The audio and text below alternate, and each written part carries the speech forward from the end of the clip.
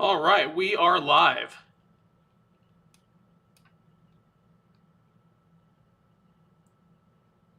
We're live, Keith. Sorry, guys. We are live. Sorry, that's what happens when we go live. I wasn't hitting the mic couldn't find my unmute as I had everything popped up. We're recapping UFC Vegas 47, UFC Hermanson versus Strickland, UFC Strickland versus Hermanson, whatever you want to call it. I am your host. My name is Keith Shillan. I am We are live. a staff member for Sherdog.com. Joining me, as always, is the great senior editor of Sherdog.com. He is, of course, Ben Duffy. Ben, how you doing, man? I'm doing all right. Normally, I have a more enthusiastic sign-on when you introduce me, when you introduce the card, but all is well that ends well. But this card did not end well. I mean, I know we're going to get to it, but halfway through the prelims, I was like, "This thing is fire." Yeah. And so I'm glad you said that, because I kind of figured that. Well, let's do this. Let's do what we normally don't do, because we might have a little bit of debate on the grade, because I actually liked the main event and the co-main event. Probably because I really liked Sean Strickland's boxing style. I mean, it's not the most pleasing, but it's so technically sound, and we'll get into that in the main event. And then the co-main event is, I'm a huge NCAA wrestling fan, and that was just, to me, was NCAA wrestling, really fun scrambles. So is it okay if we do our grade first? Sure, let's do it. All right, so tell me, what do you score it? I give this card a C-. Okay. I had a feeling that you were going to be in the C, maybe even a D range. I went B-. Okay. Obviously, like I said, the two reasons I liked on the top, you mentioned the prelims being fire. The fight that we actually really called perfectly, the Arosa versus Peterson fight, we said it was on the main card because what we expected, this rock'em sock'em craziness. To me, that's a fight of the year candidate. Adding all to that together, I was pleased with it. But obviously, let's do this. Let's go to the chat. We have tons of guys in the chat. Guys, tell us what you scored the card. We have a lot of our usuals. Tatara, Alan McDonald, Kyle Lahi, Dev Goes Fishing. A lot of the I'm trying to scroll quick. Sword Song, Mary Chang. If I miss anybody, I'm not doing it on purpose. So guys, tell me what your grade is, and then we'll get into the main event. If you're new, we're going to cover all the fights from top to the bottom, and we do this every single week after your card. So Ben, let's talk about the main event, and I'll start reading out what people's scorecards is when they come in. Alan McDonald goes C+ personally, so he cuts the difference between me and you. Mabe goes C. Sword Song goes C+. So it seems like the majority of the people are somewhere in between between mine and your scores. Yeah, that's what it looks like. I mean, my thought is there were some individually exciting fights, some very eye-opening performances, but there was a grand total of one fight between ranked fighters on the entire card. I mean, yeah. That's a Bellator card. That's a one championship or rising card. Yeah, and that was what the ceiling is with this for me too, being that it couldn't be in the A because I do need a little more star power.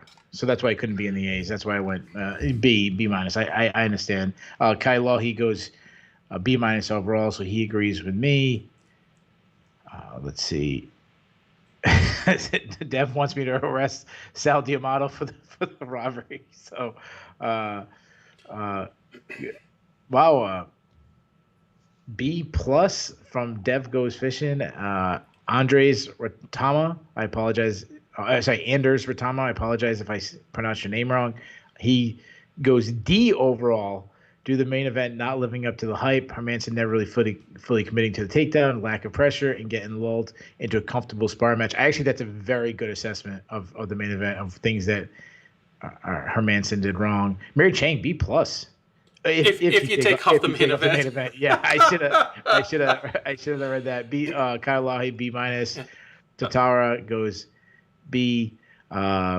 Mabe asked about the Puna. We're gonna get to the Puna fight, so Yeah. I'm gonna put a pin in that one, Mabe, because I'm sure me and Ben might have some disagreement on that. Yes. But let's get to the main. One thing I think we're not gonna disagree about is it was the scorecard.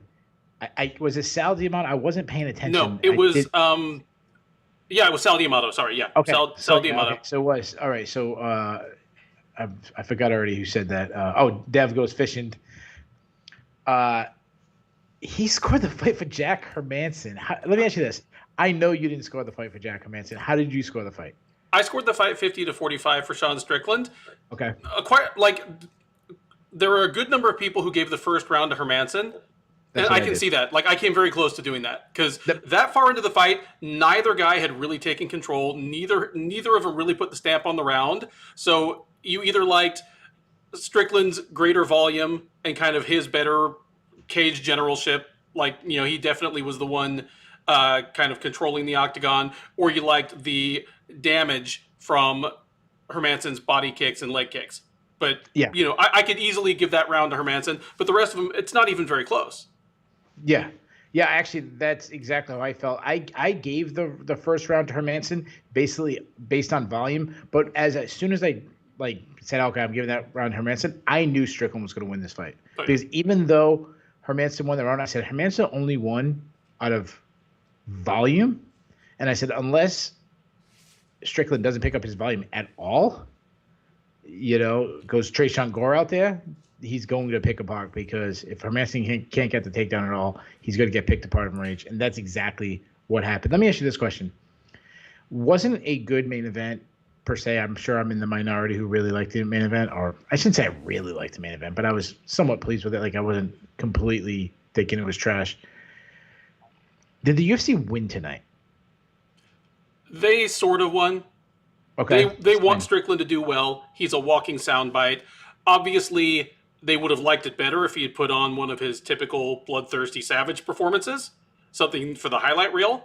But just him surviving and advancing and then being able to justify matchups with top 10, if not top 5 fighters now, that's still a win for the UFC.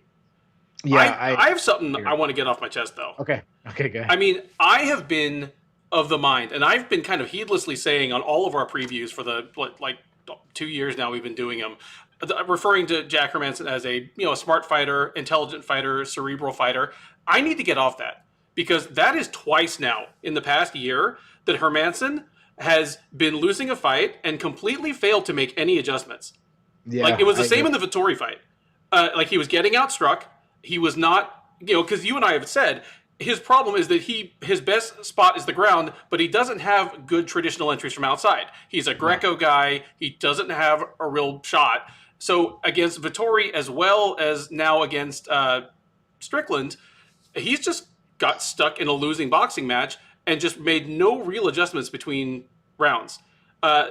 Even in the 5th round, where he showed a spark of life, all he was doing the same things harder. It's not like he brought out, he wasn't trying like an Imanari roll or something, or just throwing a flying knee to go barreling and forcing a clinch. He just came forward and threw like the same punches and kicks harder. And he may be good in preparation, but we've seen now that his ceiling is a fight where his plan A doesn't work, like there isn't a plan B. Yeah, that's what, when we think about coaches, we think about, stick and ball sports, specifically football, basketball. The best coaches make the adjustments at halftime. Mm-hmm. He's not one of those. He's a front runner. He is. And I mean, obviously that may be something to do with his camp as well. His coaches. There are some coaches, some teams that are better at that than others. Yeah, absolutely. Yeah, I think we've seen the ceiling for Hermanson. I know the narrative on him is a guy who's obsessed with the title. That's all he talks about. He has a plan out the division. When he wins, he's already got the next call out, and he not only does he call out who he's going to fight, he calls out who the rest of the divisions to fight to set up the trail to the title. I I really feel like at this point of his career, I think we've seen the ceiling. He's not going to get any higher. He's got limited athleticism. He's, as you mentioned, he's a good grappler, but he's not a great anywhere. Like he's not a great grappler. He's very good, I would say, but he's not a powerful wrestler. He doesn't have power in his hands. He's an okay striker at the best. Like, yeah, I don't know. I just feel like at this point, I'm not excited to see him. No. I'm much more excited to talk about our matchmaking than I would have been if Hermanson had won, and I picked Hermanson to win.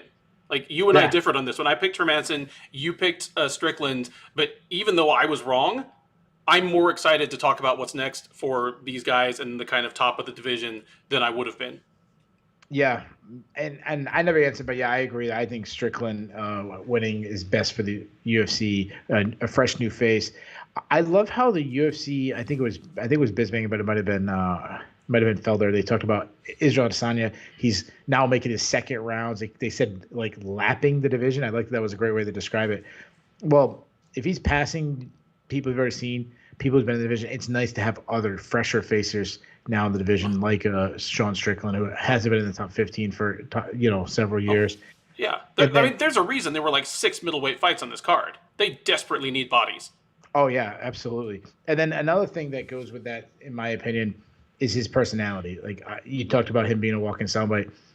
Let me ask you this. You know how I feel about. Well, I'll go first then. You know how I feel about personas. I don't care if it's fake. Just make me remember you. Be different. I think about if the perfect scenario for MMA would be a WWE type league where every fighter had a different personality. I think about, I don't watch WWE now, but when I was a kid, it was WWF, and I remember every single fighter had their own gimmick. And that's how you remember. There was Coco Beware had a bird. So he was the guy with the bird. And Hacksaw Jim Duggan and all the stuff. He's the psychopath. Honestly, he's kind of supposed to be, and I'm aging myself, and any of our younger listeners might have no clue what the hell I'm talking about, but he's MMA's version of Psycho Sid. Yeah. And I love it. Now, hear me out. I by no means am I saying I support somebody murdering anybody, okay? But what I do support is the persona that he's psycho like that, because it gives us something to talk about. Like, holy shit, how crazy is Sean Strickland? He's for Dexter fighting. And I think that's part of why maybe people are a little hard on this main event, is because for him to talk all the talk he talked in the lead up to this, like, I'm a killer, I go out there to murder people, I don't do cardio or strength training, I just fight, I knock out my sparring partner, like all that stuff, and then to just go out and win a fight with literally nothing but a jab and footwork and takedown defense, like... Yeah, it's a little different than... It doesn't match. Your fighting skill doesn't match your talk. Yeah, it's like Dexter, but like with a butter knife. Yeah. Yeah. Or like, if Dexter didn't kill people, they just like slice, give him a paper cut. Dexter ties someone up. He's got his little room. Puts the plastic all around. The kill room, yeah. Yeah, and then just like gives them a paper cut. Get up. Yeah. That'll teach them. Mm-hmm. So I like that, and he's memorable, which I like. If he actually gets a title shot, him and Adesanya could talk to. That'd be a lot of fun. But there's some things I do like skill wise with Sean Strickland. He really understands distance. I know Teddy Atlas tweeted about it during the broadcast, and obviously that's a huge mind. Obviously the jab. He's one of the. I can't think of another fighter. I'm sure he's not the only fighter, but in MMA he does a Philly shell. It's a little modified version because he has to kind of square face on. But to see a Philly shell in MMA is fun to see. And if you don't know what I'm talking about, that's where you're kind of almost deflecting a lot with your shoulder. That's where a lot of Hermansson's punches, they were deflecting the shoulder. And that's what a lot of times you can see it is when their hand is kind of going across their belly. When most fighters hold it up here, he kind of holds it across his belly.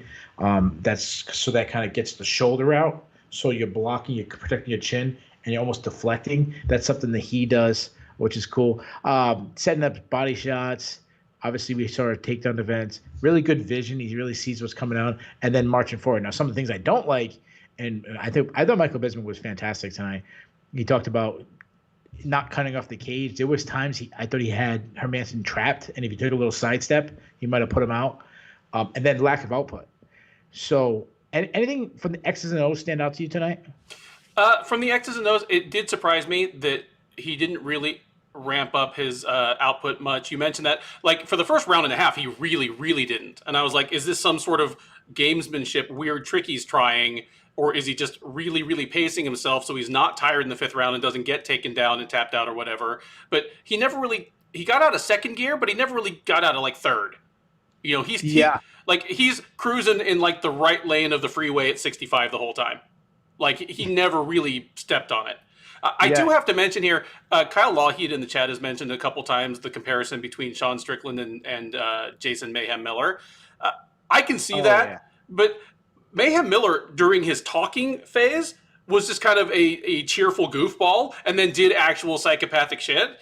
Yeah. And whereas, like, Sean Strickland is, like, just talking about doing psychopathic shit. But I see the parallel. But it's not it's not appearance, because in appearance, Strickland just looks like Bisping. I always have to remind myself that he's American, because he just looks like a cross between every British fighter that was in the UFC in 2009. Like, part Bisping and part, like, every dude named Terry or Paul with, like, a free haircut, you know. Middleweight Terry Edom. Middleweight Terry Edom. Yeah, middleweight Terry Edom, Paul Kelly, Paul Taylor, all those guys that just had, like, the buzz cut and the accent. Yeah, I love that Mabe just said at the end of the fight, he was saying, and guys, we know we don't like to swear, but sorry, he said he was saying, I'm quoting him. He was saying, Hermanson's he's like, come on, you pussy, and then when Hermanson went to step in the pocket, he backed up. He's like, in the middle, let's go down, pussy, and then he backs away. Nice job by Mabe for pointing that out. That was really good. I thought that was funny too. So one thing about him is I think he's going to be – this is going to sound so contradicting. I think he's a really tough stylistic matchup for a lot of guys in the division, upper tier guys, based on his takedown defense. His jab is just probably, other than Adesanya, the best technical striker in the division. Not counting, like, Alex Pereira coming up. I'm talking about the top contenders right now. You know, I'm not thinking of everybody in the division. I'm just talking of, you know, Brunson, Cannonier, Whitaker, these guys.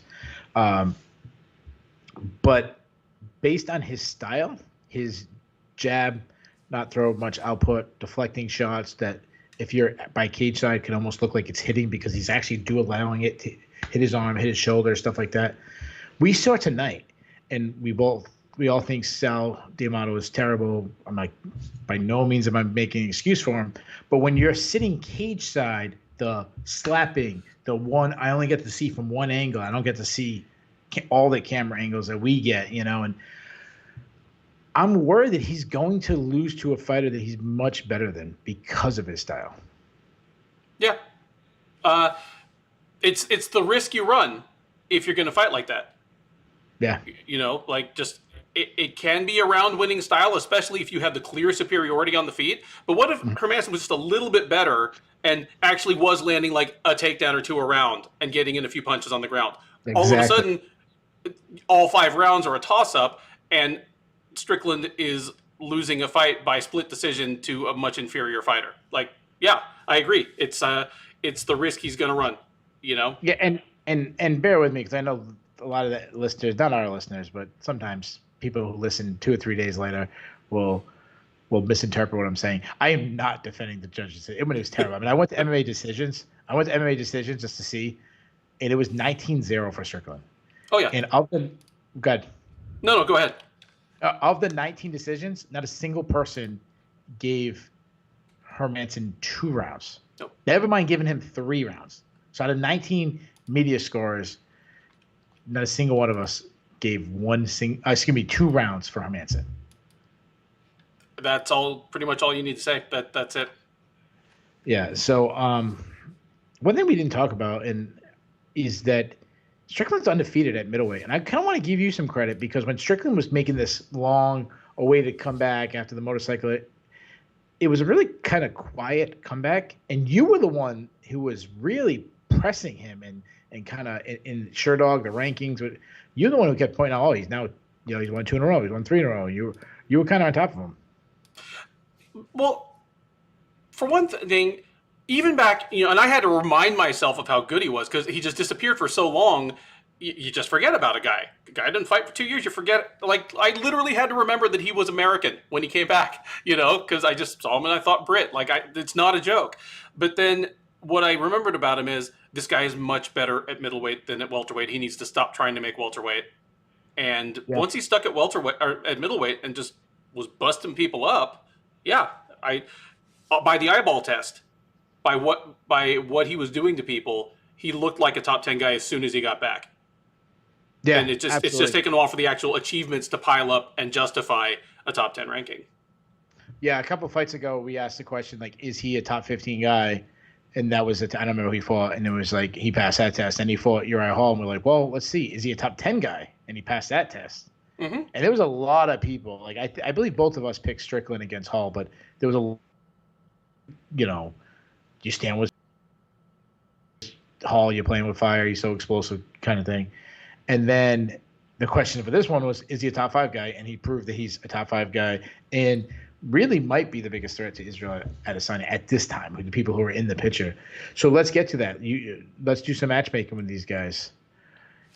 Yeah. What would you, you're, and I'm going to throw this to everybody. So not just Ben, to all the people in the chat. You tell me, you're matchmaking Sean Strickland next, and everybody has to say yes. Okay. Who are you doing? If Strickland had just absolutely blown Hermanson out of the water tonight, like say he had just badly outstruck him, shuck off all his takedown attempts, and like knocked him out in the second or third round, I would say he gets the loser of Brunson versus Cannonier, assuming that the winner of that is probably the next title challenger, and that positions Strickland to be maybe like that one fight away from a title shot.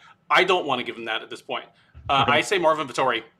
Really? Not even that? Okay. So Vettori, I know, is a training partner with him. I know, and the only reason I know this is they talked about it on the broadcast. They asked about it. He said the only way he's fighting Vettori is if it's for the title. He said it on the broadcast? Oh yeah, but hold on. On the post fight, when I saw him cornered by Nixick, I assumed that he was Extreme Couture and that Vettori was still at King's. If they're teammates, then it might be. It might be. I don't know. I don't really know. Then scrap that. Give him the loser of Cannonier versus Brunson. Hold on a second. Hold on. In fairness, nobody has to say. Remember, you're the ultimate dictator, so it doesn't matter. I'm the dictator. That's how we do it. Yeah, and it seems like everyone's saying there's Mabe agrees with you on Vettori. Alan McDonald agrees with you on Vettori. Let's see. Mary Chang is going back to that Luke Rockhold fight. Remember he was supposed to fight Luke Rockhold? I'm going much higher than everybody else. I am not giving him the title shot. For him to get a actual title shot, he would have had to do something spectacular. He would have had to probably win by first round knockout, and then have the winner of Cannonier and Brunson not, kind of have a performance like tonight, like a, close decision that wasn't, fight of the year kind of candidate or, action packed. So I'm doing the opposite. I'm doing the loser of Adesanya versus Whitaker. Oh, so okay, you're pushing them even farther than I was. I'm pushing, so I'm going the loser of Adesanya Whitaker, which, spoiler alert, me and Ben have already taped next week's preview. I'm not going to tell you who I picked, but Ben knows who I picked to lose. So that's who I would give him. That's a hell of a fight. So Dev goes fishing. He actually threw out the loser of the title fight. So I'm assuming he's talking about the middleweight title fight. I'm assuming he's talking about Sean Strickland versus the loser of Adesanya versus Whitaker. So let's move over. So a lot of people. Oh God. Babe says Strickland versus Sam Alvey. So Alan McDonough goes loser of Brunson Cannonier or the loser of the title shot. So he's kind of nobody. I didn't see anybody out there who said Strickland deserved a title shot after tonight. If I did, I apologize. I'm trying to scroll through people's comments and still trying to have a conversation going with me and Ben, and listen to what Ben's saying. Let's do Hermanson. I'll go first. Actually, no, I'll let you go first because I think my pick will be a little more surprising and not as popular. So Hermanson needs a step way back. So you have two basic choices. You can either give him a fellow contender type who really needs a win as well, someone like Darren Till, or you give him Okay. an up and comer Okay. who's earned it, someone like, well, Brendan Allen, who won earlier on the card, or Gerald Meerschaert. He's all of a sudden won 3 in a row. He deserves one of those names. Yeah. Yeah. So I only picked one name, but we're actually in agreement here. The name I put in, it was one of those, I thought about the same thing, the declining contender. I didn't go that route because I said, you know what? These guys like Gerald Meerschaert keep winning. You can't ignore them. Like, they eventually have to. I don't think Gerald Meerschaert is a contender, but you can't ignore it.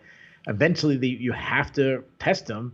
So that's what I went with. I went with Gerald Meerschaert too. I went way down, and Jack Hermanson versus Gerald Meerschaert. I was going to say, like, Meerschaert's got a lot of the same problems Hermanson does. He has a place that is his best way to win, and doesn't always have a way to get it there against superior strikers and superior athletes. Wait a minute. Now that I'm thinking about it, didn't they fight? They fought each other, and Jack Hermanson smoked them, didn't they? Did they? Oh. Yeah. I think they did. Now that just came to me. And Alan McDonald is telling us, yes, they did fight. See, this is what we have you folks for. It's too much stuff to keep in our heads. Yeah.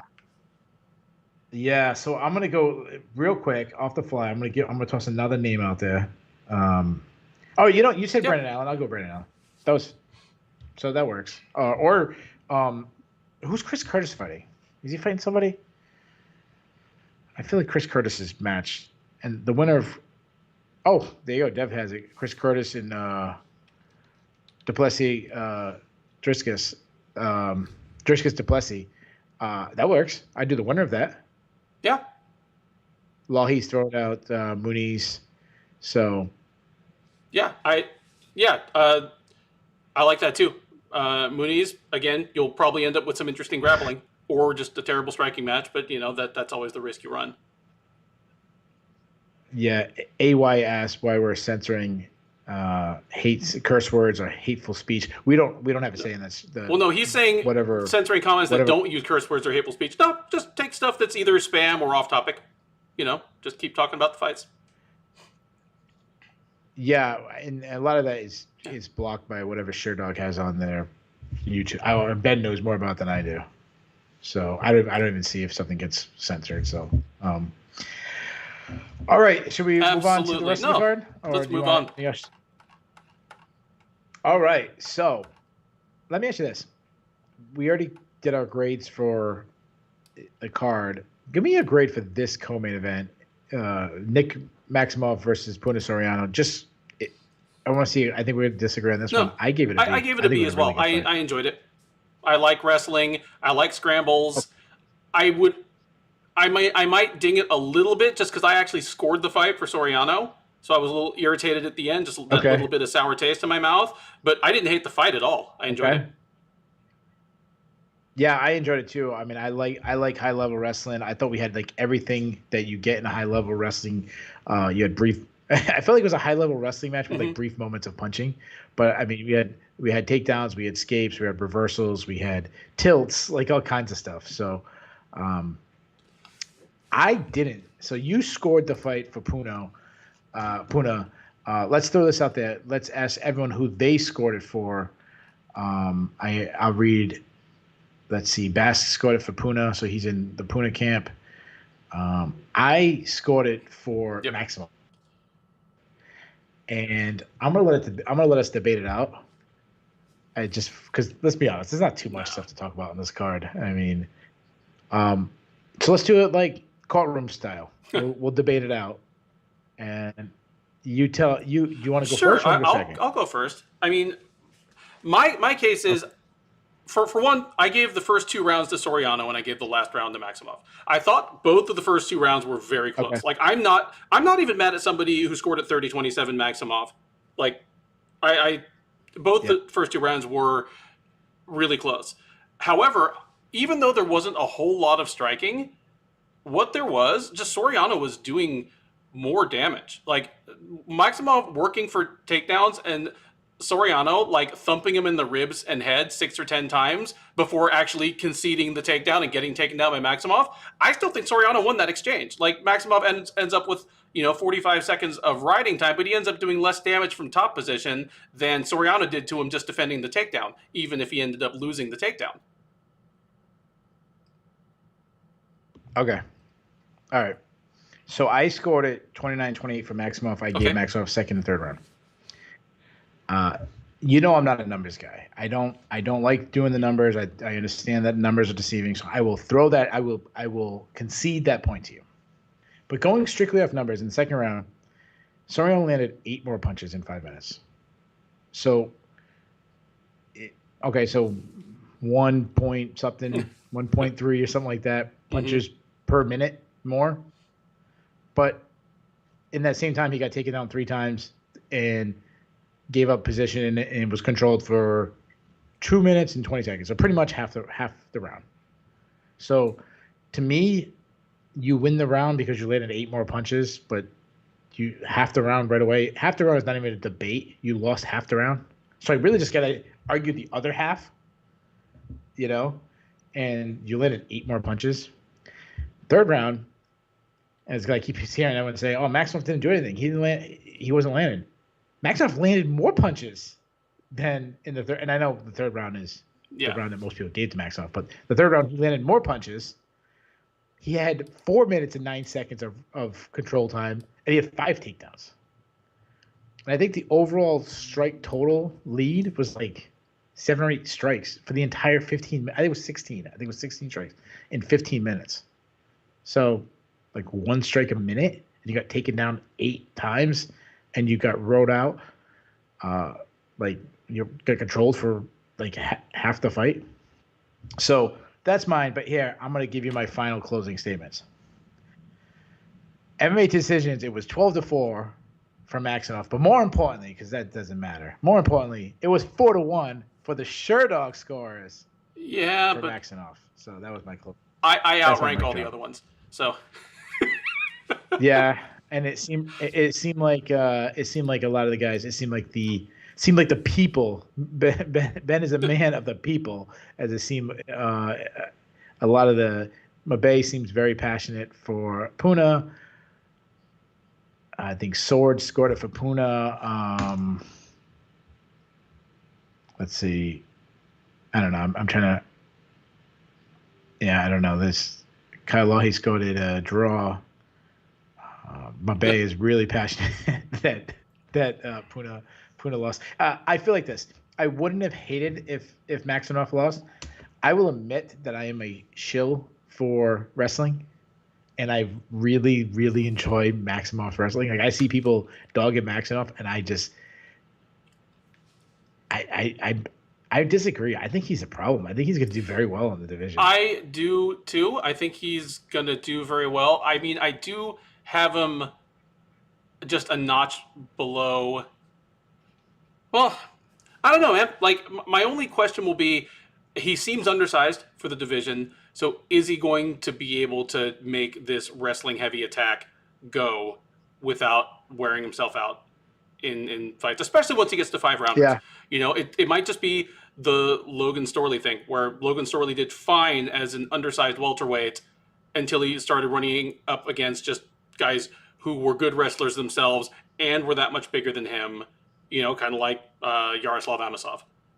And so I'll be interested. But just beating Soriano, a guy who was way bigger than him and a good wrestler himself, that did answer a lot of questions for me.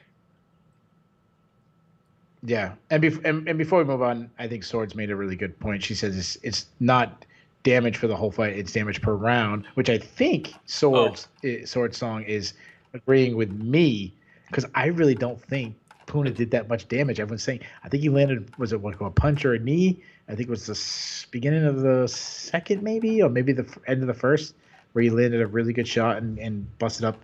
I think it was like his eye, but other than that, I didn't think he was doing that much. Couple rib shots, couple like downward elbows that didn't seem like were affected Maximov that much. But again, and we are going to get to another fight where I'm going to talk about that.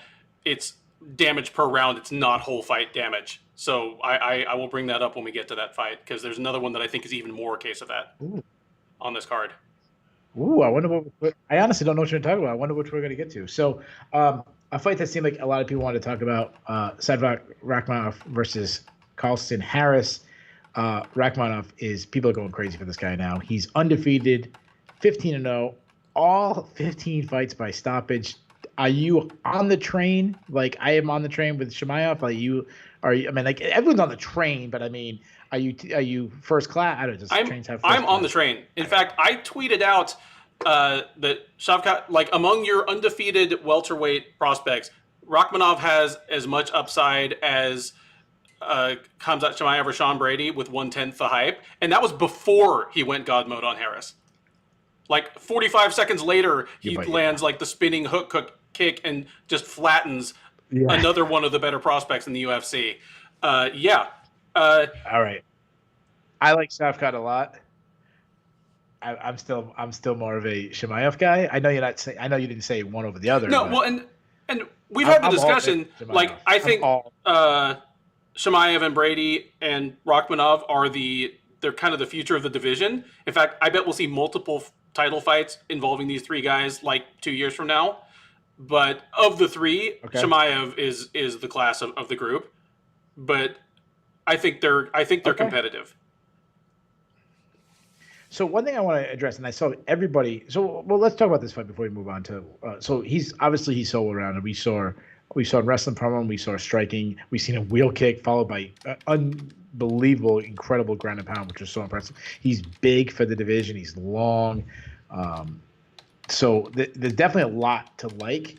I look at him as a top 10 guy. I'm not sold on him as a champion. I'm sold on Chimaev as a champion. So I know, and Kyle points out he hits so hard, and yeah, that's really true. Let's do this. So, what do you want to do next with this guy? So, to me, he has to step up in. He's got to step up and take. To me, like Chimaev has stepped up. He's faced upper echelon, or guys contenders in the division or fringe contenders, and Rakhmonov has beaten 3 pretty good quality opponents, but he's got to take a step up. He needs a name win. So give me a name. I want a borderline top 10 guy. I want like a Randy Brown or Michel Pereira. Those are both guys. Hold on, either Randy Brown or Michel Pereira, guys that they're getting into fringe contention themselves. They're both on win streaks. So it's not like he's taking down some guy it's not some former contender who's on a big losing streak. Like if they gave him Neil Magny right now and say he destroys Neil Magny, but then a year from now it's like, well, yeah, but Magny ended up losing 4 of his last 6 fights and then he was out of the UFC. I don't think you're going to be saying that about Brown or Pereira. They're both probably still on the way up. That's a good test. Yeah, I like both those. So I did go the opposite. I did do the former contender who's got a name, and I went with Santiago Ponzinibbio. I understand he's lost 2 out of his last 3, but I want that name. I feel like, but I think you've convinced me. I think I might change mine. I think like a Randy Brown or a Michel Pereira. I'd probably go Brown because I don't know if I want Pereira to face him. That kind of like I've seen a lot of people saying like, please Rachmanov versus Chimaev. I saw everyone on Twitter doing that, and I'm like, no. Why? Why would you do that? That would be one of the stupid. Why smash your toys together? Like if those guys fight each other, it needs to be at least a title eliminator. Like why bother before then? It's welterweight. You've got so many guys that could fight. I remember when Bellator, and this is credit to Bellator, when they did their I think it was the final 8 of the featherweight, and they got to pick their opponents. And I remember thinking like, oh, Bellator, what are you doing? Like it's fun. It's fun. It's an entertaining show, but it's, well, there's 2 things I was thinking. I was like, well, it'd probably be better because the fighters would pick better fights than Bellator matchmakers would. But I was thinking people who know what they're doing, I'd say, like, no, you really want to set up so your stars facing the finals, and like, hey, I can see AJ and Pitbull fighting each other this round. Like, I was just thinking, like, no, don't do that. It worked out perfect. you let where in Bellator and based on the fighters, Adrian McKee and Pitbull were on opposite sides of the brackets. They fought each other in the championship. That's how I view these guys. Like, I don't want them fighting each other until one of them is the champion. Yeah, I think that's fair. That's exactly what I want. And again, like people have been giving me hell for it, but I still think Sean Brady needs to be in that consideration until somebody beats him. Like nobody's been able to stop him from doing what he wants to do yet.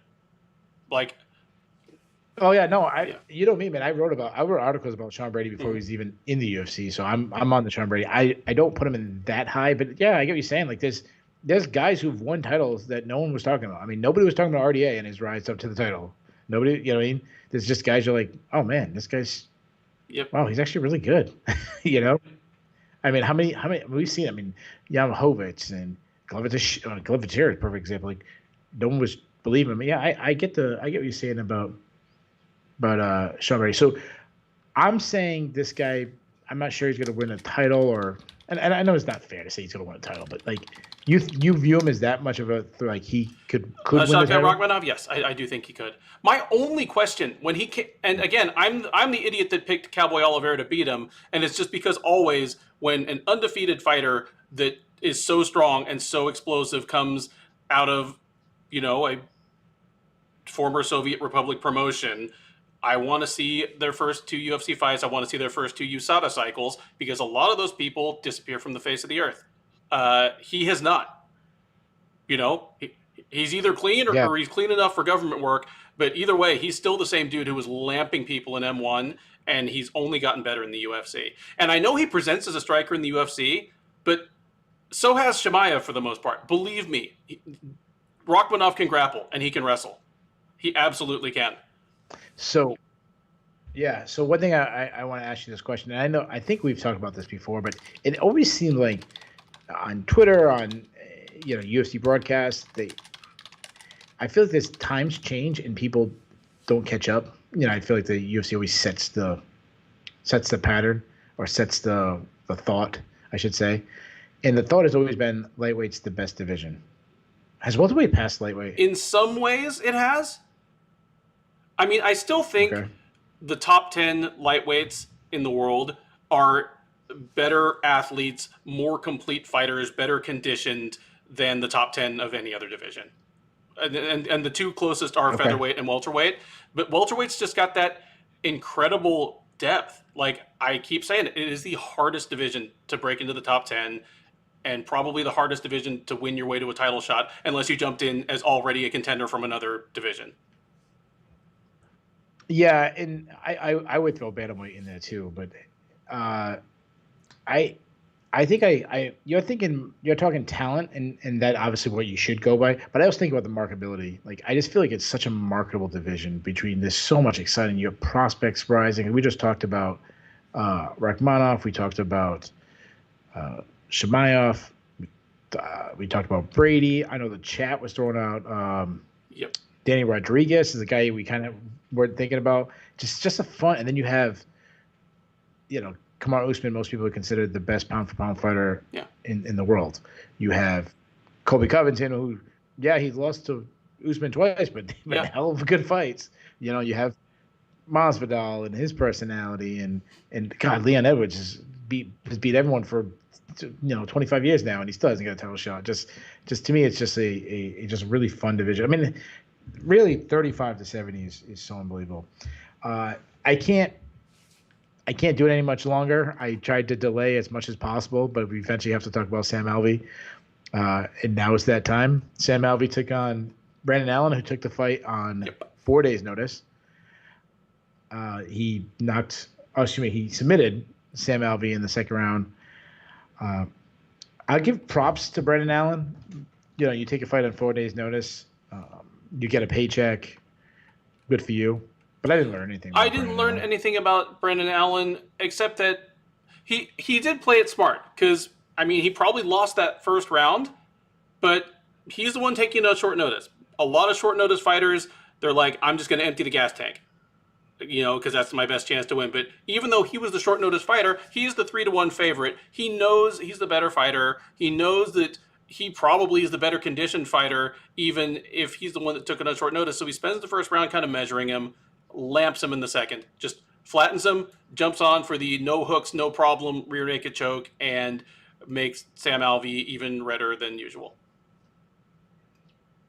Yeah, and we both dogged Sam Alvey pretty hard on the preview. I think I dogged him even harder than you did. And then for about a minute, Sam Alvey looked sharp, like the best Sam Alvey we've seen in a really long time, which I know is not saying much. But I was like, oh man, Sam Alvey looks good. Until suddenly he started looking like Sam Alvey again and gets knocked out. And I'm gonna say something. We go to the cut list. Sam Alvey's obviously going to be on my cut list. He was on my cut list, I don't know, 5 times in a row now. But I don't want to see him get cut. I want to see him retire. I agree. I don't want to see. Yeah. I hope he will have a talk with his family, his handlers, whoever helps him make these decisions, and just walk away from the sport. He's got nothing else to prove, and if he turns up in like bare knuckle or exactly almost worse, because Eagle FC has proven that it is willing to do some human sacrifice. If he goes over there, and they match him up with like some actual killers, it's going to be sad news for Alvey. It's not going to be some split decision. You know what? You know what I could see happening? Him versus Rashad Evans rematch. God. I mean, that might be the kindest thing for both of them, but yeah. Yeah, no, it would actually. Yeah, for them it would be, but I don't want to see it. I don't have any personal vendetta against Sam Alvey, so I don't want to see him get. I mean, how could you? I don't want to see him get. I mean, maybe if he got hit in the head with his mouthpiece when he spits it out into the crowd. Other than that, I just, man, he seems like just. Like he's going to be added to the PFL if they ever cut him, and he'd just be like a name in the field. And let me say, remember when Jake Paul was bashing? I mean, I shouldn't say remember. It was recent, but fighter pay and unionize and all that. And Sam Alvey was like, no, like you're going to hurt us and this. Like, good for you, Sam. It helps you stay in the UFC. Like, good for you to be a company man. Like, I get it. Like, it actually is better for you if you stand by the UFC side. But just retire, dude. Like, be like Chris Curtis's corner man. Yeah. I'm sorry. With you. Mabe asked about his wife in the corner. Was his wife in the corner? I didn't notice. Was she? Yeah, I don't think she was. I've given up on Sam Alvey. Even his wife has given up on Sam Alvey. But Brendan Allen, this is, to me, was kind of perfect because he got a paycheck, but also got like a bounce back win from losing to Chris Curtis. So kind of something he needed. Easy fight. Let's go to the next fight. Brian Battle versus Trayshawn Gore, the real Ultimate Fighter finale, the Ultimate Fighter Championship. Can I say something that I think you'll agree with me? I think the placement of this fight was terrible. I think this should have been the co-main event because to me, the UFC not having this higher on the list showed that they don't really care about the Ultimate Fighter. Yep. Because, like, what was it, 3-4 months ago? This was supposed to be this huge fight, co-main event. Yeah. I don't get it. Like, put it higher up. It should have been the co-main event. It was the co-main event back in August when they originally tried to run it. Why did you preempt it for Soriano versus Maximov? Yeah, don't get it. Yeah, I don't know. Yeah. Can I say this, though? So I picked Trayshawn Gore. This was one of the fights. I actually had a pretty good night. I think I went 10-3. I think you had a good night, too. This is one of the fights I got wrong. I love Brian Battle. I love his grit. I love his... Like, he's outmatched physically, but he just found a way to win. And guys who can do that, your Gerald Mershots, your Darren Elkins, your Alexis Davises, they go much further than we expect. I just have a feeling that Brian Battle's going to be that guy, where I'm going to continue to see the guy, not see that much skill, and continue to pick against him, and he's going to continue to win. I think you're right. Like, I picked Gore in this one as well, and Gore, I mean, he had moments, but really, Battle won almost every minute of the fight. Like, Gore had a few hard shots he landed, but even in those moments, it's not like Battle was in trouble. Gore never was able to really get the takedowns when he wanted them. Yeah, Battle just flat out beat him. Just beat him with hustle and better game plan and more activity. Like, Gore was really, really idle for long periods of time. Good performance by him. And yeah, he's got plenty of ceiling in the UFC. Yeah, AY pointed out that Gore rubbed people the wrong way on the Ultimate Fighter. That would seem like a lot of people on Twitter were saying that they didn't like him. I don't think he made a lot of fans with like he lost the first round and started trash talking. And I love it, Brian. But I was like, hey, dude, you went one shot the whole round. Yeah, I don't think he really made a lot of fans. I think he had a terrible night. The skill, I mean, no output. I mean, obviously his cardio gave away. When you are so explosive, you throw him, and we'll get to Miles Johns kind of fit this too. When you throw such big shots, it's going to drain you. But also, like in the first round, the no sense of urgency. Like you're in a 3-round fight and you're giving away the first round. Just to me, it was a really, really bad showing from Gore. And Battle, besides the win, I love the things he did afterwards. Like I love that he brought his Ultimate Fighter trophy. Yeah. Or that. I love that. I love that he called out Paul Herrera. Yeah. He clearly he's another one of those guys. He's got a personality, and I don't think it's forced. I think he just, his mind goes 100 miles a minute, and so does his mouth. So as long as he keeps winning, because again, unless you're a champ or former champ, the only way you get a mic stuck in your face is if you win. If he keeps winning, there's a star there waiting to happen. Yeah. And just his output, his ability to recover when he was hit with big shots. There was times it seemed like he was going to go down, but he recovered. He just showed grit, and I said that Brattle converted me. Like even though I picked against him in this fight, I actually kind of like both guys' skills. But Gore, obviously, it wasn't a good performance. But I feel if that's how he's going to be, if he's going to be I'm only going to explode and try to knock you out, look for the perfect shot fighter, I'm jumping off that train. But Battle, he kind of converted me on the Ultimate Fighter, and this one, maybe even a bigger fan. Like, I like this kid moving forward. Like, nothing else to say. I like him. Yeah. I don't know how we're going to analyze this next fight other than saying, like, holy shit, what a fun fight. What a crazy, like, not a lot of technique. It reminded me a lot of Forrest Griffin, Stephan Bonner, where, it was an unbelievable fight and so much fun to watch, but not the most technically sound. But Julian Erosa and Steven Peterson just went to absolute war. Did you agree with the decision? Yeah, I agreed with the decision. I did think that Erosa won the fight. But again, the last, like that middle round, that last round, it could have gone either way.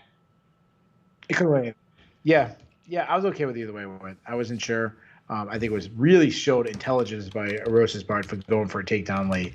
Really, really smart. That probably won the fight. It reminded me of Rose Namajunas versus Joanna Jędrzejczyk 2, where it was a really close fight, closing seconds, and Rose Namajunas got a takedown and probably won the fight. I felt the same way with this one. Really, really smart. But can a fight not have any significance in a division or anything and be the fight of the year? No. So even though this is going to be hard to beat in the action,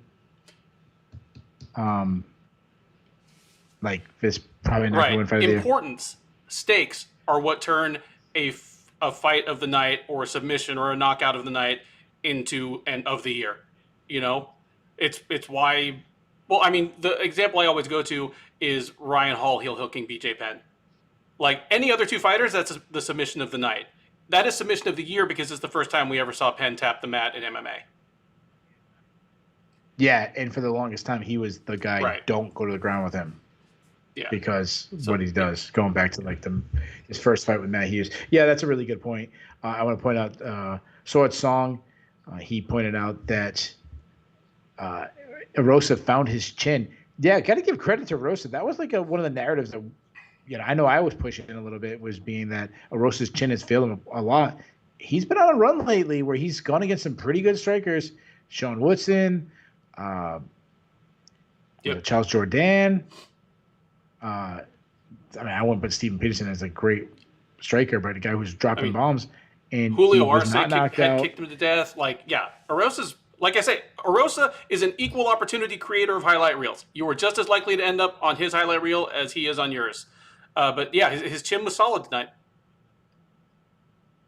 Yeah. So Bass puts zero chance fight of the year. Leonard Garcia, Roger Gracie, Roger Horta. What am I? It's getting late. I'm sorry, Roger Horta. Yeah, that's a good point. Like I was thinking of. Oh God. It doesn't matter. There's another fight that I couldn't think of, but it was like incredible fight, but it was like low in the prelims, or like anytime, like when people want to be a hipster and it's close to like awards time, and so when like, well, what about, and they toss out some fight from a regional show. It's like, yeah, no, that's not going to be the fight of the year. The fight that 20 people watched, it's not going to happen. Like That's not going to be fight of the year. Sorry. Miles John took on John Castaneda as the headlining prelim fight. Castaneda won by third round submission. To me, Castaneda, he was a guy that I wasn't too high on heading in. He showed me some stuff. He showed me some grit, but I love the way he had really controlled pressure. Like he was pressuring him, but keeping his own control, seeing everything, going like with his vision, going down to the body, and then just put it on Miles John. When he had him hurt, he smelled blood and went in for the kill. To me, like if I was giving a performance, the award, like, or if this was like a elementary school, like most improved fighter, I might give it to Castaneda. Like he showed me something. He did. Like I picked John. The entire Sherdog staff picked John. We collected a big whiff award on this because all 19 of us picked Miles Johns. It was a very good performance by Castaneda. It showed all the best that he can do, but this was an awful and abysmal performance by Miles Johns. It showcased all of his worst habits at the same time. Like not throwing enough and throwing single power shots. Going for takedowns at weird times and just kind of telegraphed him from too far outside. Headhunting, not working the body, like not using his kicks enough. Like all the things you wish Miles Johns would do better. It was just a perfect storm of all those. It's probably the worst performance of his UFC run so far. Yeah, absolutely. I agree. And I want to apologize to Sword Song. He posted sexy maxi kind of good. And I guess, I don't know if sexy is a bad word or for sure, dog. It came up for my approval and I meant to hit approve and I hit disapprove by accident, so it blocked him. So I apologize. It was I'm the asshole for that one. Yeah, Miles Johns looked terrible. He looked absolutely terrible. One thing I'll say about Miles Johns is him gaining power. Michael Bisping pointed out the worst thing happened to him because now he's trying to knock out. He completely abandoned his wrestling, and then he started going to his wrestling when he was absolutely gassed out and getting hurt, as in a panic sense. I get it. I get the sensation. You've been wrestling your whole life. You get the new toy. Like I get it. He's become a victim that we've seen too many wrestlers for too long happen to. Anyways, so it was a good night for one Ultimate Fighter winner. It was not a good night for another Ultimate Fighter winner. Mike Trizano lost the decision to Hakeem Dawodu. Let me ask you this. Michael Bisping was like going crazy about Dawodu's performance. I don't feel any better about him. He's still Hakeem Dawodu. He's a very good prospect, but not even a prospect anymore. He's in his 30s. He is what he is. He's a very good fringe contender. He's gonna be the faster guy than just about everybody he fights, but his ceiling is always gonna be lack of power, I think. Yeah. So when I was watching Trizano and I think we both picked Dawodu. I was watching Trizano and I was frustrated. If I had picked Trizano, I would have been so annoyed because I'm looking at a guy who's much faster, probably more technically sound, I agree with you that Dawodu is not a big cracker, but he does have more power than Trezano. So he's got more power. He's faster. He's more technically sound. But then you're also going to let him have more output, and you're not going to go for a single takedown. Like, what? How are you going to win? I am so glad you said this, because the only thing I tweeted out during this fight, and I think it was like halfway through the third round, is that Mike Trezano is going to watch this fight tomorrow and be really, really pissed at himself. Because I said on the preview, even though he is a Tiger Schulman guy, and they're the quintessential karate school that started cranking out MMA fighters, the things he has that actually work best against UFC fighters are just his physical strength and his kind of grimy grappling and top game. That's how he's won a lot of his fights, and it just never came into it. But play this simple. If you want to have a kickboxing match, which is okay, I think of guys that are, what's the Australian guy? He keeps winning. I can't think of his name. He might be new. No, he's the guy who's not the one who jumps off the page skilled, but he keeps winning by just turning up his volume. I can't think of his name. I'm sorry.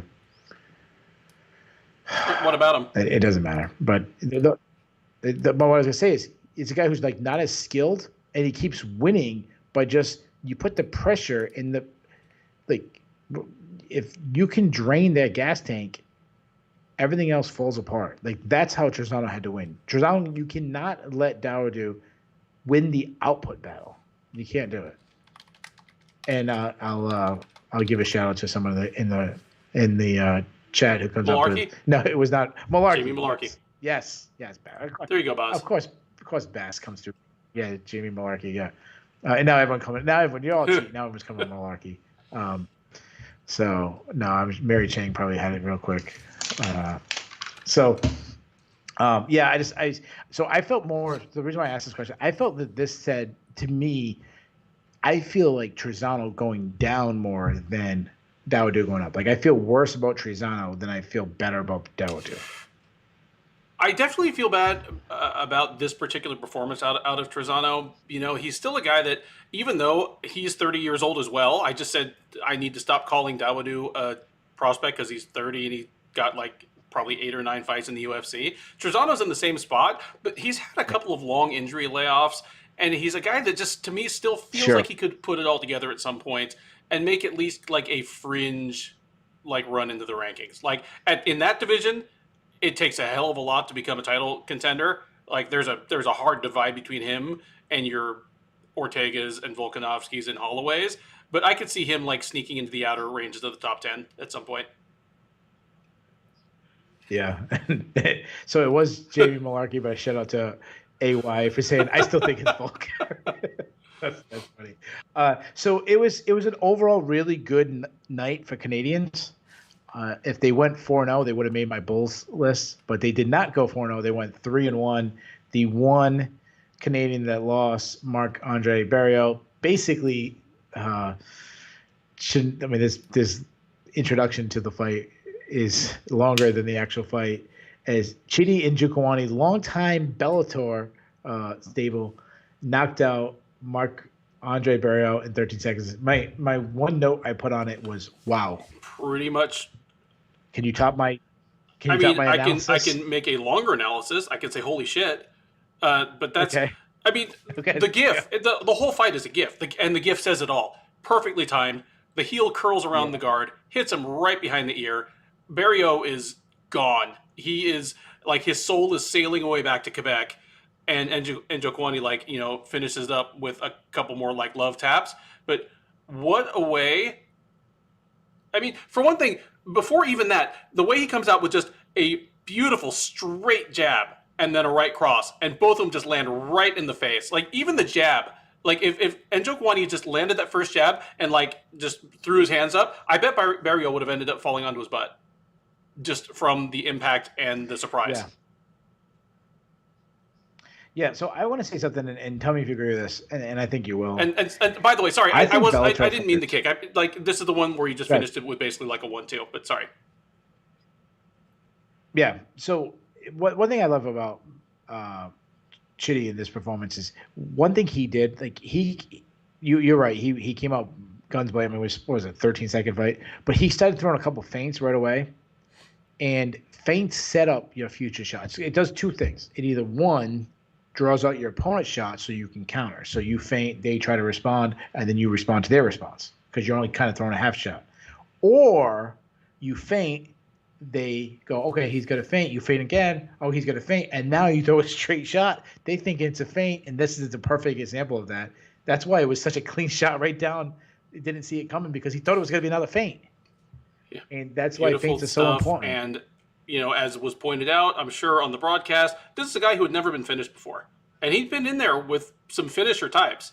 And, yeah, Marc-Andre Barriault had never been finished before. Took Chidi Njokuani all of 16 seconds. This is one of the fights on this card that you got right and I got wrong. I was glad to have Njokuani in the UFC, but I thought Barriault would just kind of stick him in the mud and just win a decision. It wouldn't be that pretty to watch. I couldn't have been more wrong. It was short and it was very pretty to watch. Yeah, it was a great one for Chidi Njokuani. And one thing I'll say, so there's, the old saying is UFC jitters and this and that. What advantage by being a guy who's been in Bellator, who not only, and when I say, guys, when I'm talking about Bellator, I'm not talking about, the house fights, the early prelims where it's fights in Connecticut and you got two Connecticut fighters just to sell extra 200 people in the crowd. I'm talking about the guys who are in the main card long term. I mean, he had 10 fights in Bell, whatever it was. Just being there, having the lights, being on TV, that changes. He has such an advantage than someone who just comes straight up from the regionals. And good to get the family honor back because Anthony Njokuani had fought at Eagle FC last weekend, ended up losing to a guy 2 weight classes bigger than him. So, yeah, get one back for the Njokuanis. Yeah, so good for him. I know that they said he turned pro 15 years ago, so it's nice for him to get his first UFC victory in such spectacular fashion. A-plus performance. So then we had Alexis Davis versus Julia Stolarenko, and Alexis Davis does what Alexis Davis does. She gets bloodied up. She keeps coming. And Julia Stolarenko does what Julia Stolarenko does. Throwing up useless armbar attempts from her back while somebody is grinding an elbow into her mush. It was the most Julia Stolarenko fight ever. It was the most Alexis Davis fight ever. And this is the fight that I said I wanted to bring up round damage rather than fight damage. Because 2 of the 3 judges gave Alexis Davis a 10-8 round 3. I didn't see a 10-8 round 3. I saw a cut go wide open and start bleeding that Davis had actually been making since round 1. So I think everyone just looked at the bloody face on Stolarenko and were like, oh, look at that damage. That's a 10-8 round. But no, it just started bleeding real bad in the 3rd round. That cut was there from round 1. It was literally fight damage being scored as round points. I just didn't think it was 10-8 round. Yeah, I get that.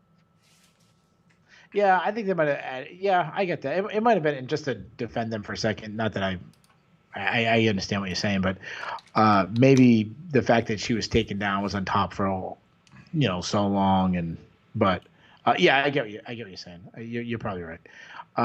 One thing I'll say about Stolarenko, you mentioned her being a one-trick pony, and obviously that trick is the armbar. It reminds me, and I know she's done many armbars, so it's not. I understand it's not. It's little apples and oranges, not fair. But I think about I remember when Courtney Casey got an armbar against Mara Borella, and suddenly Courtney Casey wanted to play jiu-jitsu off her back, and she was never when she went against Jillian Robinson, she wasn't trying to work up to her feet. She was too busy throwing up submissions off her back. I feel the same situation with Stolarenko. You get that armbar, and what I said about Miles John, the knockout could be the worst thing. Getting the armbar could be the worst thing for her. No, I'm so glad you said that. It's literally the grappler version of wrestlers discovering their overhand right. Yeah. Because she had opportunities to try to create a scramble, especially when she had Alexis Davis. And after the first round, it was pretty obvious that you're not going to get that armbar against Alexis Davis. Use those opportunities to work yourself back to your feet. Exactly. And credit to Alexis Davis. I mean, she's up there in age, but she's just simply a tough out for anybody. Even when you win, other than Ronda Rousey tossing her head, you're still going to be in for A Yeah. great fight. Like even when you win, it's I gonna be a mean, Dev dogfight. Goes Fishing pointed out that she has a great left hook. I would say she has a good left hook that looks better just because Alexis Davis's hands have gotten really slow at this point. um, Yeah, but you know what she is? what? You know what she is? She's everything Mike Trisano should have been against Dawodu. She keeps coming forward. She stays in your face. She's throwing shots Yep. and winning output. Like if you break down skills, you break down athleticism. Sterlinko's a better athlete than Davis is. She's probably more technically sound. And when there was actually a lot of exchanges on the feet, she was winning him. But Davis has that like willpower in her. She's kind of gone into my little bit like Jared Mershot, Darren Elkins, like that group of people. I just have such a high respect for this style. She's kind of like if Roxanne Modafferi was just a little bit better athlete, but not much. Yeah. Yeah. No, that's actually like I respect like Modafferi is gonna be going hard the whole 15. Yeah. She just, you're right. She's like a better version of Roxanne Modafferi. I almost did some matchmaking with Alex Davis because she is, former title challenger, but whatever with that division. Before that, speaking of debuts, great debut by Jailton Almeida as he took out Danilo Marquez with first round TKO from ground and pound. This kid looks great. I liked him on the Contender Series. I like him in the UFC. I know Marquez is not something to get too spectacular. So take it for the grain of salt. But I like this kid. No, I'm with you. And man, he is huge. I mean, I knew. Yeah, I think Jay pointed out how big he is. I knew he was like a good size light heavyweight, but he's a specimen. Like it's kind of like he has that like Gregory RoboCop Rodriguez type frame where it's like, oh no, okay, you are tall and wide. You got muscles on your muscles, don't you? I mean, all this fight taught us is okay. Yeah, he's absolutely UFC material, and you might as well take him past the other entry level guys and just stick him right into like some top 15 to 25 ranked guy in his next stick him against a 15 to 25 ranked guy in his next fight. There's no point putting him against another guy fresh off the Contender Series. Yeah, he's just mauling guys and you mentioned he's in incredible shape. I mean, he's not missing. He might be hanging out with William Knight in the gym. And he's an absolute wizard on the ground. I mean, we saw the way he picked up Marquez, so strong, body lock, takedowns, and then just move into mount so easily, ground and pound. I feel like, in a sense, the light heavyweight division, which was for a long time, me and Ben, we remember when everyone's talking about, earlier in the show we were talking about lightweight, welterweight, bantamweight, featherweight, like which one of these weight classes is the best. There was a time where light heavyweight was the best, and there was no debate. It was the deepest division. It was the most marketable division when you had Tito and Randy and Vitor and all the guys in Pride, Arona and Nogueira and Shogun and Rampage and Vanderlei Silva, Diet Overeem. Sakuraba. This is back when Overeem was still built like a straw. Yes. Yeah. Igor Vochanson moved down from heavyweight, and Mark Coleman was trying to make the weight class for Pete's sake. Kevin Randleman, so I don't think we'll ever get that back. But to me, there's like and I don't know even why I went down that route, but I feel like there's like a fresh newness to the division.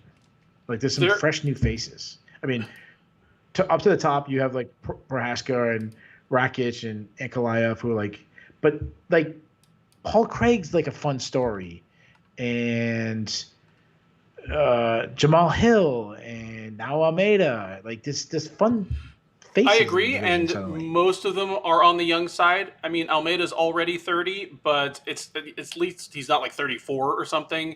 And then the rest of the guys, Ankalaev and Rakic, they're not old. Yeah. And Bass mentioned Chuck Liddell's Radiator as one of the. He said obviously made the best feud in the UFC. Yeah, that's one of my. I don't know if it's the best, but it's definitely one of my favorites. I don't know. Did I even mention Chuck Liddell? Did I say his name? Okay. Because I felt like you started with Chuck Tito and Randy. Yeah, the face. Okay, yeah, the face of the UFC at that time. Um, I think the let me tell you a quick story. Every time I think of Chuck Liddell, I always think of this fun story. I might have told you this before, but quick, I promise, guys. So if you guys, some of you guys know that I used to be a fighter.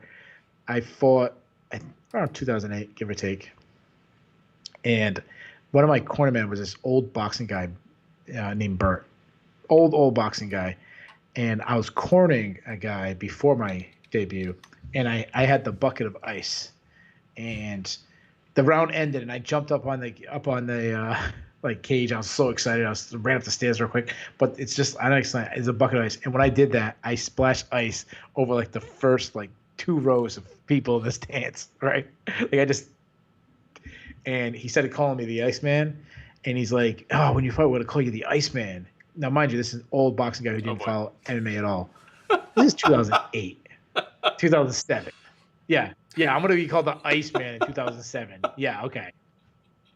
Yeah, like the face of That's MMA. hilarious. Yeah. So that was the innocence, though. Bert, I still love the guy. Bert. His name's Bert Neves, legendary boxing coach in Rhode Island. So moving on, Philip Rowe took on Jason Witt. Jason Witt was winning the entire fight until he was unconscious. Yeah, I mean, I picked Rowe. I believe you picked Rowe, and I was nervous because Witt. It's not just that he was winning; he was winning in a way that looked like he was just going to keep winning. Like he looked to be cruising to a 30-27 decision. But I mean, power is the great equalizer is a cliche because it is true. You know, it is a stereotype based in truth. And yeah, it just took it. Yeah. It took one shot to start the ball rolling downhill, and then it was over real quick.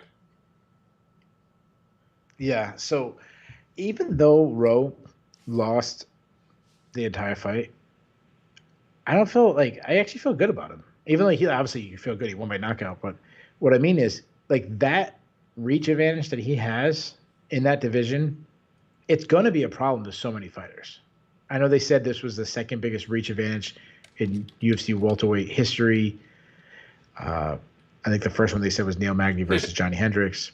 So I understand Witt being shorter, but with that reach and that power, he's going to have these moments. And if he can keep fighters at the end of the punches like he did Witt in this exchange, he's going to get a lot of knockouts. Yeah, he is. And in between, he's probably going to weather getting manhandled a little bit and mashed. You know, it may just turn into a Kevin Holland type thing, you know, where he's going to have to ride out the storm a little bit before he can just wallop people. Yeah, Mary pointed out, he says, I hope the fighter didn't need the ice. Yeah. There's some guy out there, I forgot who it was, some guy out there lost a fight because I didn't put the ice on his back or something. Yeah. Anyway, some person's first fight at MMA, you know, I got front row seats at MMA, guy's tooth went flying out, and some asshole dropped ice all over me. And someone screamed out, "Give him the old dick twist."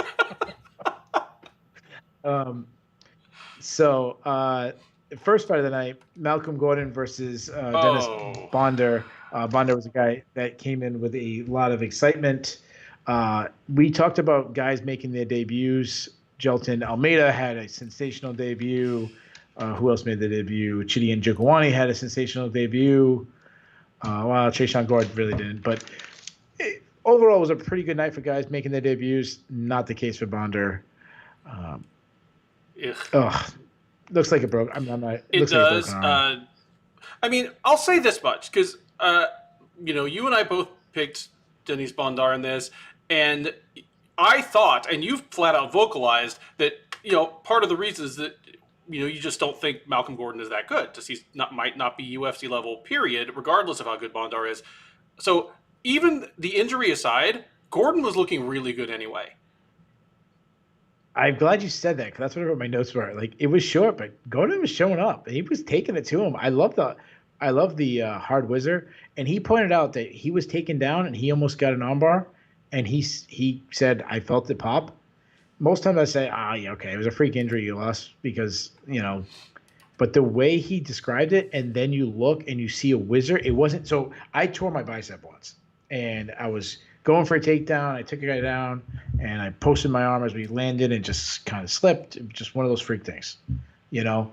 So I get like posting your arm like can hurt you, but it wasn't like he was catching himself posting him. He was posting him the whole time, and Gordon was whizzing into him, and then it popped, which really fits Gordon's narrative that Gordon broke his arm.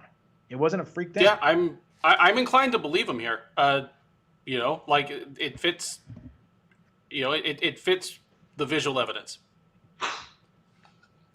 Yeah, so Gordon's been an underdog twice now in back-to-back fights, and he's got back-to-back wins.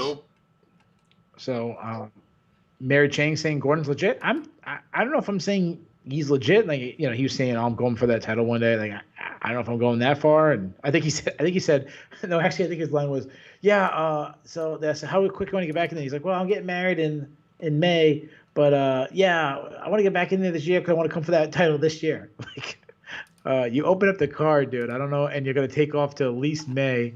I don't know if you're gonna get it and win the title between May. Has anybody December, told him that there are 2 Figueiredos in the flyweight division? Maybe that's it. Maybe no, that's dude, you beat other Figueiredo. Yeah, that must be it. But yeah, I'll say this: Gordon is starting to look pretty good, and from me and Ben, congratulations, future congratulations Absolutely. on your wedding. So you guys have it. We've covered all 13 fights. Let's get into the fun stuff.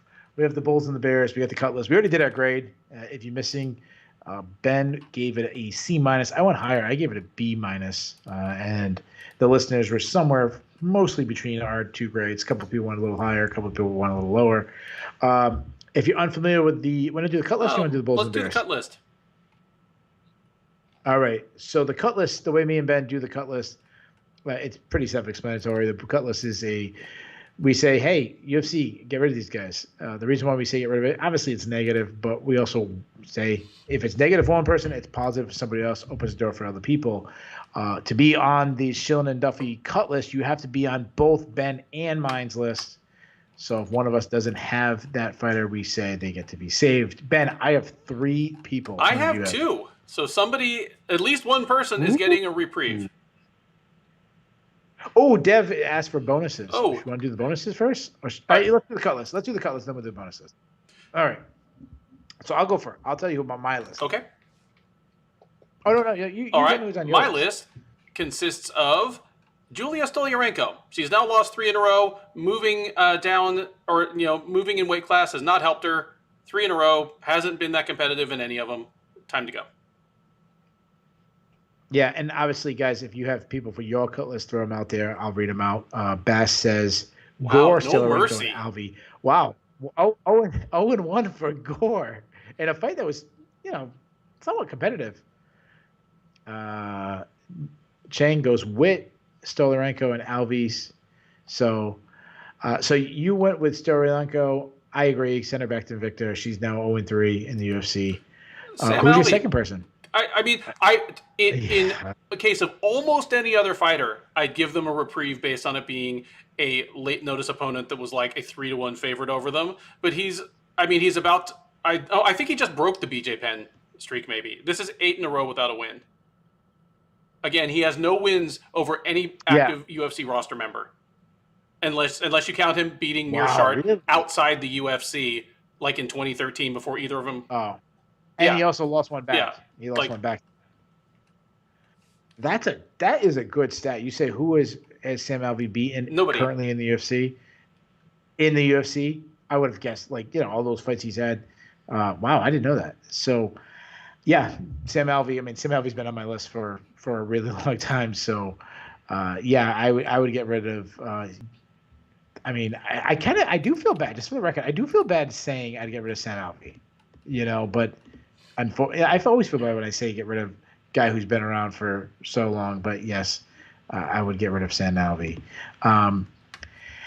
So a lot of people were throwing out Witt, and Witt wasn't my third person because he just won the fight right before that, and I think it was the fight of the night against Brian Barberino. So the guy I was getting rid of is a guy who's lost 2 in a row, and that was Daniel Marquez, because he's 2-2 in the UFC, so I understand that's not the strongest argument, but he's also 36. To me, he's just taking up a spot. So that's why I was getting rid of Marquez. But Ben loves Marquez, so he is sticking around. So let's do the bonuses. So the way we do the bonuses, we like to. This is the UFC bonuses, and Ben usually looks them up. He knows who wins the bonuses, and we like to guess. Now we do it on the honor system. So if you know the answers, we ask that you don't answer. The way I do it, I give who I would have given the bonuses, not who I think the UFC would give the bonuses. So Ben, do we have the bonuses? I figured that because we usually do it much earlier in the evening. Do we have? We asked this question. I'm assuming we have a fight of the night. We have 2 performances of the night. All right, so let me think about the. All right, so guys, throw out there. Let us know what your 2 performance bonuses and your fight of the night. I'm assuming it's going to be unanimous. The fight of the night being Julian Erosa versus Steven Peterson. Ben, obviously, don't give us the answer yet until we get some people giving out their bonuses. And for my awards, I would go with Chidi and Njokuani, no, for sure. I mean, you'd knock it out 13 seconds. And maybe I'd go with Rachmanov. You got to spin a wheel kick to start off a ground and pound knockout. That's what I would do. So, guys, throw out there what your picks are. Bass says fight of the night, Erosa versus Peterson, Jelton, and Chidi for fight of the night. Actually, Jelton had a really good performance too. Ben, without telling me who you would give a performance for, without telling us what the performance is, who would you have given it to? I would have given the performance bonuses to Rachmanov and Njokuani. Okay, so we're in agreement. My base says that he bets that I'm assuming. Yeah. My base says I want to put Maximov because of his wrestling on my polls list. Maybe we'll have to see. Some of these listeners know me. I'm so biased. Sword says Erosa Peterson, Chidi, and Safkat, so the same ones we just picked. Dev goes fishing. Almeida, Allen, and Erosa and Peterson. Let me ask this question. We don't know that much about Dev. Saltwater or freshwater fish? Size of that thing in his arms? Saltwater, I'm thinking. Yeah, I'm only seeing it small. Yeah, then I'll go freshwater. Dev, let us know which. Yeah, that's got to be saltwater. But let us know what do you like to do, Dev? A couple other ones. Mabe goes with Sexy Mexi. AY goes with Safkat. Dev goes Almeida had the best one on the card. I agree, but these performance bonuses usually go to people that do something for the highlight reel. And there were 2 obvious highlight reel finishes. So, all right. So give us. Okay. So what were they? Fight of the night. We know. Julian Erosa and Julian Erosa each collect $50,000. Yep. And performances of the night are Rachmanov and Njokuani. All right. So I don't know if we've ever had the UFC get it perfect as we thought. And obviously you mentioned Julian Erosa twice because Steven Peterson missed weight, so he wasn't eligible. So I guess Julian Erosa gets both there, so that's good. Mary Chang says Castaneda's honorable mention for performance bonus. Yeah, absolutely. Yeah. Castaneda and Jailton Almeida were right in that next tier where both of them on any other night could easily have gotten the bonus. And Dev says he grew up in Miami, currently in Washington, so he does both. Those of you in the chat, obviously the icons are small, but he looks like he's hugging a sunfish. He's like holding this thing that's like 3 feet round. Like, good grief. Yeah. Yeah. I think as big as like a 7-year-old. So, all right, let's do the Bulls and the Bears. This is where most people like. It's the funnest part of the show. I have to zoom in to see the fish. So the Bulls and Bears is, what a lot of people do is basically a stock market report. Who had the best night? They'll be on the Bulls list. Their stock went up. Whose stock went down? It can be a fighter. It can be a theme or anything really. It can be a coach, whatever. So Bulls is when it's going good. Bears is when it's going bad. Do you want to do Bulls or the Bears Oh, first? let's do.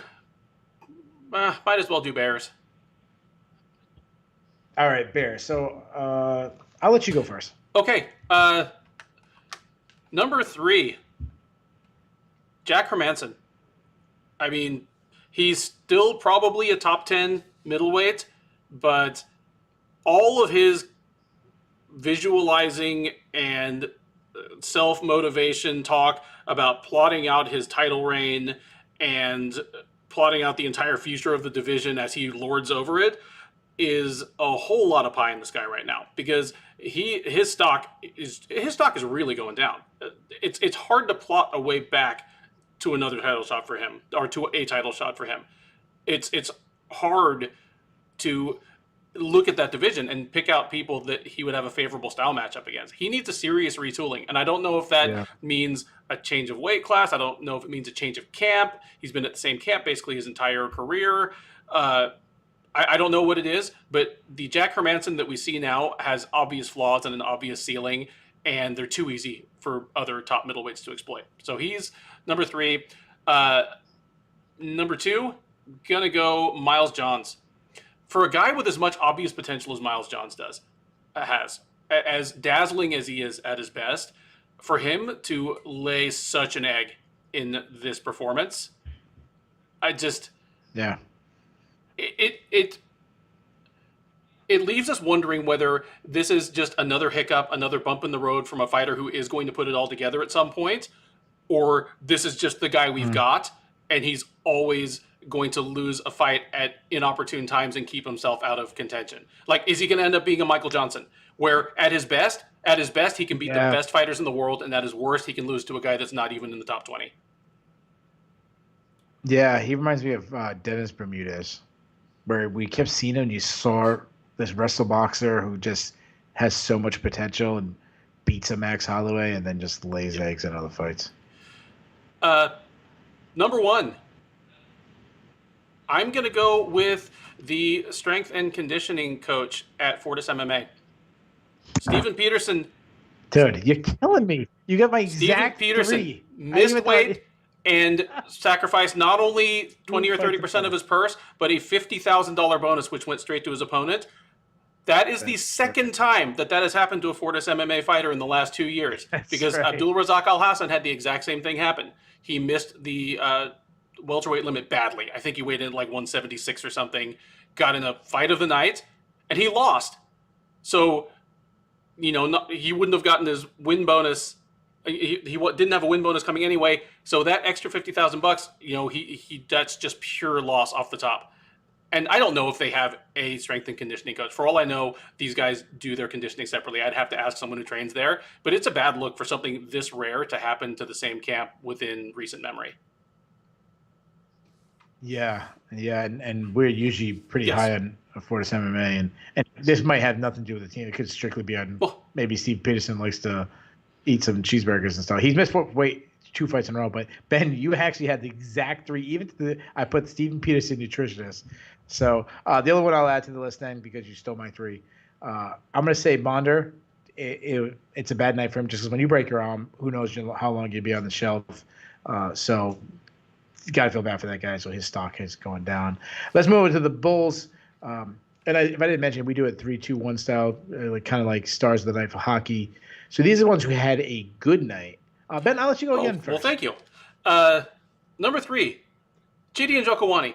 In fact, you know what? Let's do it this way. I'm super happy that Chidi Njokuani is in the UFC, showed us the very best of what he can do. Because in MMA or Muay Thai, what he can do is just strike like lightning and put a man on his ass.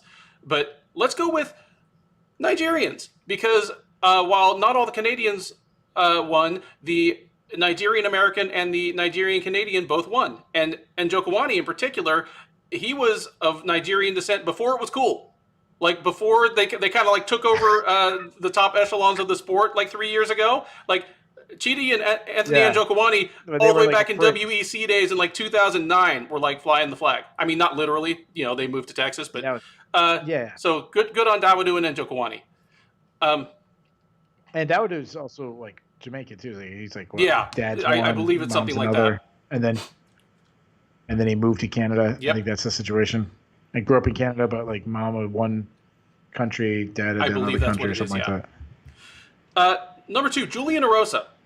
I mean, Julian Erosa is never going to fight for a UFC title. He'll probably never even scrape a UFC top 10, No, at least not in that division. Uh, the best Julian Erosa can be is a guy who sticks around the UFC, gets on main cards because he's exciting, and takes home bonuses. Well, guess what he did tonight? He that's got a right. win that allows him to stick around in the UFC. He got on a main card because he is an exciting guy, and he took home 2 bonuses for 1 fight. This was like the night of peak Julian Erosa. It was the most Julian Erosa night that we ever had, and I'm happy to see it. I mean, for a while there, it was just a good story that he made it back to the UFC at all. Yeah, so Julian Rosa was on my list. He was my number one. And the reason why he was my number one is everything you said. He gets his show money, his win money, plus don't forget he gets 30% of Peterson's money. And as you mentioned, 50,000, 50,000. Yeah, and Yeah, dude, he got and paid. He got paid like a prelim UFC fighter yes, should get paid. yeah, he probably took home like $180,000, and yeah, that's that. And one other thing, again, for a guy who washed out of the UFC twice, he's now 4-1 since coming back. That's right. The dude is Yeah, and he came in. He was no hype. There was no hype on this guy. I wrote down that too. He's 4-1 in his UFC return. yeah, seriously Good good for for him. him. And then number 1, it would be Sean Strickland if he had done something more emphatic. Because yeah, he survived in advance, but he could have done something that threw him into immediate title discussion, and instead we're kind of hemming and hawing about what's next. So number 1, Shavkat Rakhmonov on a big stage, relatively speaking, feature fight on a fight night card against another very respectable prospect. Again, did more than just survive in advance. Put on a highlight reel that's going to be on year-end highlight reels, a knockout of the year contender, and just continues to blow through every obstacle in his path. Yeah. Yeah, and if you got people talking about him the same way people talked about Shemaev, and I mean, it was probably about a year ago this time where Shemaev was coming up through the rise and everyone was going crazy. Now, Shemaev has a huge personality to go with it, which Rakhmonov does not. But just to even be mentioned with those guys, obviously his stock's rising. So those 2 were on my list. So you stole 2 from me. I'll give you 2 more though. Brian Battle, Beautiful. and he's on my list for one. He had to hear how he wasn't the real Ultimate Fighter winner. Well, he proved that wrong. He was the last pick for his team. He called out a coach who was talking trash. I even liked that he's like, yeah, and he got like smashed up by Gary Goodrich. I like I had to be like, oh, you talking about Paul Herrera? And then I love that he brought the trophy. To me, like he won the battle and then also won the post fight. That was really good. Another one that you talked about, there may be changes. Hermanson might need to change something up, change his team. Well, maybe he should go work with Eric Nixet, because Eric Nixet is on my list because this dude has won back-to-back main event fights in the UFC with Francis Ngannou and now Jack Hermanson. So good for Eric Nixet's stock has been rising. So obviously he's the head coach of And Extreme you know what? Couture. 2 years ago, he wasn't even the top dog in his own town. That was like John Wood and Syndicate's town, and it's been a rough couple of years for them. Well, not him personally; he's married. Congratulations. But yeah, Nixick is the man. Mabe is not liking Michael Bisping. I like Michael Bisping as a comic. I think he's fun, but man, guys are hating on Michael Bisping. So I guess it wasn't a good night for Ultimate Fighter winners. Is one of the originals, the number season 3 winner. So there you guys have it. We've covered all the fights. We've done all the fun stuff. And we already give our grades. So let's get to the fun stuff. Ben, we had some really good people in the chat tonight. Who is your listener of the evening? Oh, you know what? I like having Mbaye and Mary Chang back. It was great to hear about Dev Goes Fishing's like Moby Dick like big game whaling pursuits, but like AY just coming out of nowhere and yeah, kind of dominating on my list. dominating with volume. I like that. Yeah, I'm assuming it's a he. It could be a she. They had me laughing. So yeah, AY, I was gonna pick him, but I'm gonna go with Mabe. She came at me a little bit. I'm saying she because it's a picture of a girl. I'm assuming it could be a he. I'm assuming it's a girl. She came at me. She dissed me a little bit for my bias towards wrestling. That had me laughing. So that's my listener. So you guys have it. That's our show. Guys, do us a favor. Please continue to help support us. Like this show, share it. What else you got to do? Make a comment if you're watching this not live. A couple of days later, leave some comments. And then subscribe to the channel and check out all the rest of it. There's a lot of people contributing to the Sherdog YouTube page. It's really starting to grow a little bit more, changing things up. We've added a lot more staff and changing more shows. And me and Ben will be back. What, a little over about 30 hours or so. Yep. We'll have the preview up early Monday morning of UFC 271. Israel Adesanya versus Robert Whitaker. So me and Ben, we had a really good time. So please check that out. Well, you'll have a treat coming because UFC 271 is right here in Houston. So I'll be covering it live. So the recap for that one, I'll probably be just covering it from the Toyota Center. I'll either just call in from my laptop or my phone. And you'll get some hot, fresh takes from the bowels of the home of the Houston Rockets. There you go. So that should be a lot of fun. So, guys, thank you so much, and we'll see you next week.